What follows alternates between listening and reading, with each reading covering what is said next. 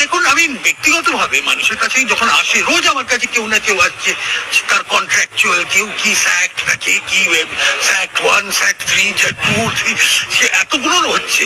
আমি বুঝে উঠতে পারছি না যে কাকে কোনটার মধ্যে ফেলবো। আমি বলছি যে কালকে তো আমরা দিলাম কিছুটা টাকা, বলছে না আমরা ইনক্লুডেড হই না। তো এখন কত রকম যে এটাকে একটা এই ধরনের অগুছলো একটা ব্যাপার থেকে কিছু একটা অর্ডার আনতে হবে যে আমরা কি সব জায়গায় কেন হয়েছিল। আর তারপরে অনেকে বলছে যে একটার সঙ্গে আরেকটা মিশিয়ে দেওয়া হয়েছে, তাতে আরো জিনিসটা গুবলেট হয়ে গেছে। তো এগুলো তো একটা কোনো অর্ডার আনতে হবে। তাই আমি প্রস্তাব দেব উচ্চশিক্ষা দপ্তরকে যে আপনারা একটু দেখুন ব্যাপারটা, একটা bring some order into this whole thing. এরকম ভাবে চলে। আপনারা এটা দেখলেন, ভালোভাবে শুনতে পেলেন। চুক্তিভিত্তিক যারা রয়েছে কর্মচারী, সে চুক্তিভিত্তিক শিক্ষক হোক, আইসিটি কম্পিউটার টিচার হোক বা যে কোনো শিক্ষক, তাদের কিন্তু পর্যাপ্ত ডেটা সরকারের কাছে নেই। যেমন আইসিটি যেটা হচ্ছে, যেটা 1st to 4th পেজ 6,500 মতো রয়েছে এবং 5th 6th থেকে 7th পেজ অবধি 3,500 প্লাস রয়েছে। আমি যদি এখন আইসিটি যদি ভাবি, এরপর আপনারা দেখতে পাচ্ছেন আইসিটির বিভিন্ন সংগঠন তারা বিকাশ ভবনে গিয়ে তাদের ফাইল করে আসছে, ডেটা বা তথ্য দিয়ে আসছে।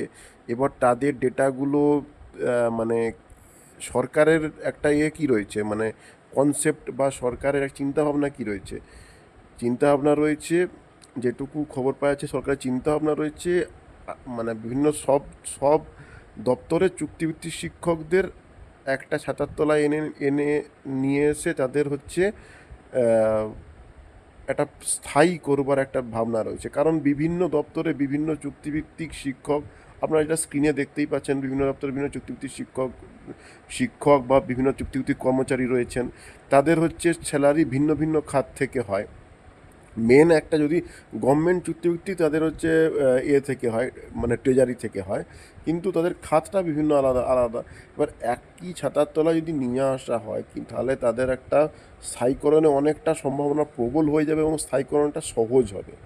ঠিক আছে, এরপর হচ্ছে স্থায়ীকরণ সহজ হলে তাহলে সরকারেরও মানে সুবিধা, আর চুক্তিভিত্তিক কর্মচারী বা চুক্তিভিত্তিক শিক্ষক তথা আইসিটি কম্পিউটার শিক্ষক, এনারা খুব উপকৃত হবে। আপনারা স্ক্রিনে দেখতে পাচ্ছেন কত ধরনের চুক্তিভিত্তিক মানে দপ্তর রয়েছে, কর্মচারী রয়েছে এবং সেখানে আইসিটি কম্পিউটার টিচাররাও রয়েছে।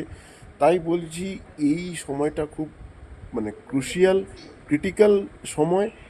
এই রকম ভিডিও কিন্তু এবার কিন্তু অনেক পার্ট ওয়াইজ আসবে। চুক্তিভিত্তিক এন্টায়ার চুক্তিভিত্তিক যারা কর্মচারী রয়েছেন, তারা চুক্তিভিত্তিক শিক্ষক থেকে চুক্তিভিত্তিক বিভিন্ন দপ্তরে চুক্তিভিত্তিক কর্মচারী রয়েছেন, তাদের কিন্তু সরকারের একটা ইতিবাচক একটা কিন্তু চিন্তাভাবনা কিন্তু প্রবল দেখা দিচ্ছে। ঠিক আছে, তাই বলছি